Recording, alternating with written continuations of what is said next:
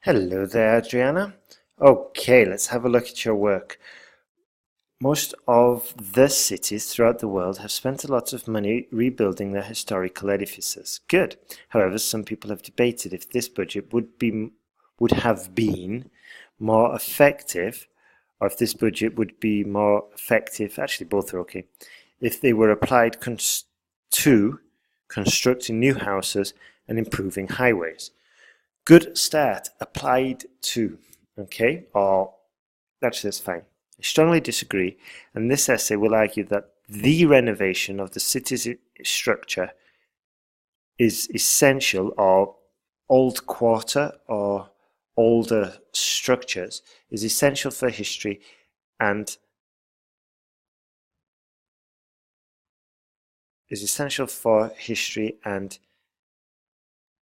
the economics of the country. This bit, we need to rephrase it. It's essential for history and the economy of the country. Okay? There's ample evidence of the impact provided by the reconstruction of old architecture. The central reason behind this is because these buildings preserve and represent not only the city's history, but also its culture and heritage. Super! For example, the religious construction of Angkor Wat in Cambodia demonstrates the power of the history for over 800 years. No, demonstrates the power of the country for over 800 years. I think it's probably better. Therefore, it is conclusively clear that the maintenance of old buildings keeps the country's culture alive. It's probably better. Country's life alive. Yeah, culture would be the better word. So this is a good paragraph. I would argue, though, it's overly simple. Okay? If we're going to go for 7, try to make it a little bit fatter. And we can make these paragraphs fatter by putting in an additional point. Okay? So maybe we could put 2 points in and then develop the second point in the same way that we've developed this first point. Okay? So try and incorporate that for your next essay. Even though the renovation of historical structures cost a fortune, the financial return compensates for the expenses. This is largely because people travel around the world looking for experiences, and these famous places have attracted many tourists, consequently new business opportunities such as hotels, restaurants and shopping centres. Beautiful little list. Well done. Very aptly put into your essay. This contributes to economic growth, generating employment taxes, and also improving tourism or increasing tourism.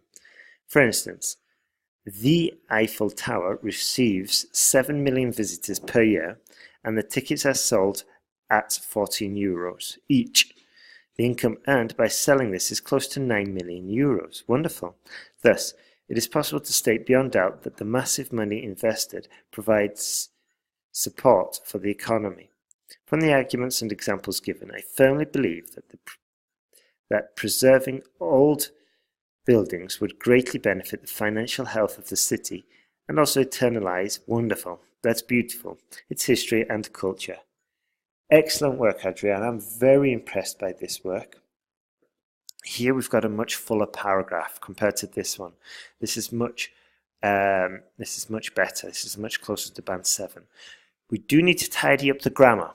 So review the grammar rules that have been broken. Okay. Research them and add them to your error list. And I'll tell you about the error list in a second. Overall, this is fantastic.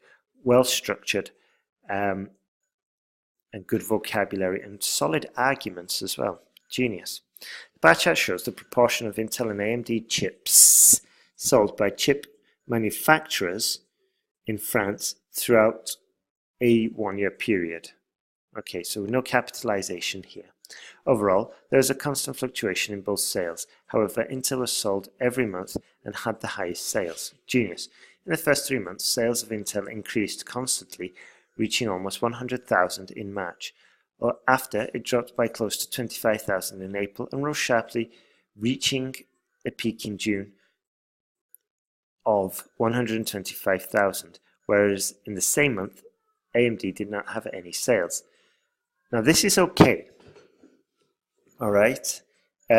Try to use, in the same sentence, just use the same structure. 100,000, write it like that's okay. In the next sentence, put 25, comma, 3 zeros. Show the examiner that you know different ways to structure it, okay? My worry is that we haven't really compared AMD to,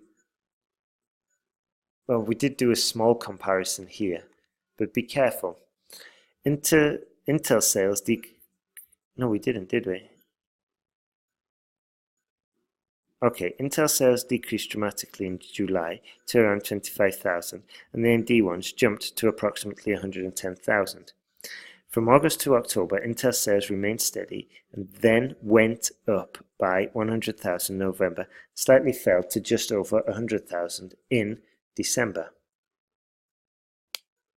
There's a bit of a contradiction there, no? It went up by 100,000 and slightly fell to just over 100,000. Okay, so just to clear any ambiguity, went up by 100,000 in November and reached 120,000, and then slightly fell to just over 100,000 in the next month. Okay, just so we don't have to keep saying the months. The next month or the month before are valid, and it shows your variation. On the other hand, AMD in November had its second lowest sales, rising to around 70,000 and ending the period broadly similar as the beginning of the year. Good work there, Adriana. Good work. Remember to show a variety. Also, well done for using just over, just under, and all of those. You might want to review went up threefold, almost doubled, nearly tripled. Those kinds of structures will help you. So what I want you to do now, Adriana, is make a list of all the mistakes that you made, okay, and write out these essays perfectly, the way that you've heard them in this video, and then write 2 new essays. Check those 2 new essays for mistakes that you've made previously. Check them using your error list. Then once you've done that, send it all back to me in one email, and we'll get it back to you as soon as possible with your corrections. So keep on improving. You're doing really well. All the best and have a great day.